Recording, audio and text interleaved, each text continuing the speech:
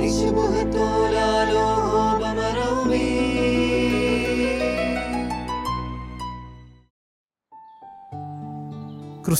സമാധാനം നിങ്ങളോടുകൂടി ഉണ്ടായിരിക്കട്ടെ.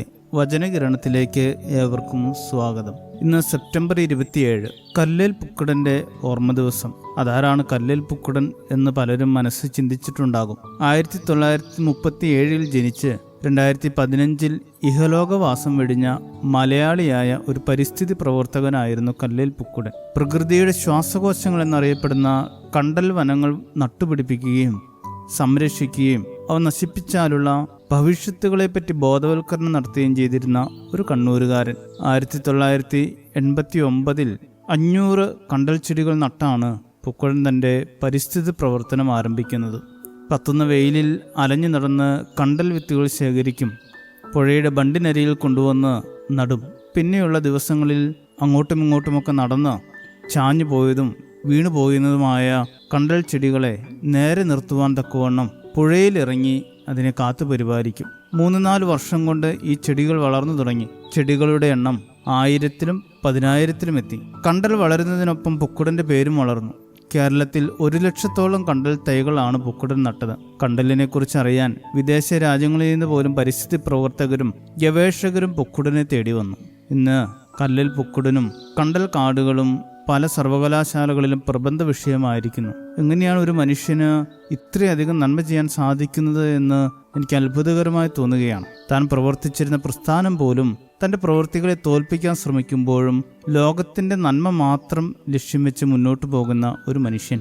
നന്മ ചെയ്യുവാൻ അറിഞ്ഞിട്ടും അത് ചെയ്യാതിരിക്കുന്നത് പാപം തന്നെയെന്ന് യാക്കോബ് ശ്ലീഹ തൻ്റെ ലേഖനത്തിലൂടെ ഓർമ്മപ്പെടുത്തുന്നത് നന്മയെക്കുറിച്ചുള്ള ദൈവിക കാഴ്ചപ്പാടാണ്. പഴയ നിയമത്തിലെ 5 പ്രധാന യാഗങ്ങളിൽ ഒന്നാണ് അകൃത്യയാഗം. ചെയ്യേണ്ട നന്മ ചെയ്യാതിരിക്കുന്നതിനും അറിയാതെ ചെയ്തു പോയ തെറ്റുകൾക്കും പരിഹാരമായി നടത്തുന്ന ബലി. പ്രകൃതി സംരക്ഷണത്തെക്കുറിച്ചും സ്ത്രീ പുരുഷ തുല്യതയെക്കുറിച്ചും വിമോചന ദൈവശാസ്ത്രത്തെക്കുറിച്ചുമൊക്കെ ലേഖനങ്ങൾ എഴുതാനും മൊബൈൽ ഫോണിൽ സ്റ്റാറ്റസ് ഇടാനും ഒക്കെ ഉത്സാഹം കാണിക്കുന്നവരാണ് നാം. അതിനപ്പുറത്തേക്ക് എത്രമാത്രം നമ്മുടെ നന്മയുടെ കരങ്ങൾ നീട്ടപ്പെട്ടിട്ടുണ്ട്.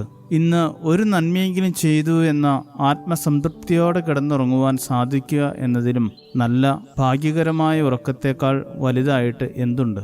ഗലാത്യർ 6:9. നന്മ ചെയ്യുന്നതിൽ മടുത്തു പോകരുത്. മടുപ്പില്ലാതെ പ്രതിസന്ധികളെ അവഗണിച്ച് പ്രതിഫലമൊന്നും ഇച്ഛിക്കാതെ നന്മ ചെയ്യുന്നവരാകാം. പിന്തിരിപ്പിക്കാൻ അനേകം പേര് കാണും, ഒറ്റപ്പെടുത്താൻ ചുറ്റും ആളുകൾ കാണും. പക്ഷേ നന്മ ചെയ്യുന്നത് എന്നും പിന്തിരിഞ്ഞു പോകരുത്. ശുഭദിനം നേരുന്നു. ദൈവം അനുഗ്രഹിക്കട്ടെ. ദോഷം മാത്രമേ ഈ ലോകം തരൂ, ദോഷമായിട്ടൊന്നും പ്രിയൻ ചെയ്യുകയില്ല. എൻ്റെ യേശുവേ, എൻ്റെ പ്രാണനെ, നന്മ ചെയ്യാൻ എനിക്കും നീ കൃപ നൽകണേ.